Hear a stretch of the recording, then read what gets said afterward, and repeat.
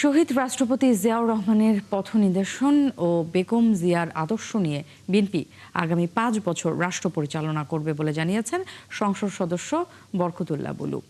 সকালে নোয়াখালীর সোনাইমুড়ি উপজেলার নটেশ্বর ইউনিয়নের পূর্ব মির্জানগর গ্রামে ঈদের নামাজ শেষে তিনি এসব কথা বলেন। তিনি আরও বলেন, দেশের গণতন্ত্র, অর্থনৈতিক, সামাজিক ও চাঁদাবাজ মুক্ত বাংলাদেশ গড়ে তুলতে কাজ করে যাচ্ছেন বিএনপি সরকার।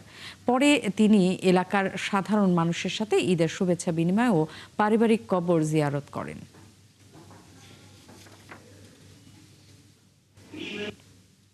শহীদ প্রেসিডেন্ট জিয়া রহমানের পথ নির্দেশিকা এবং বেগম খালেদা জিয়ার একটা আদর্শ, এই দুটিকে ধারণ করে বিএনপি আগামী ৫ বছর রাষ্ট্র পরিচালনা করবে।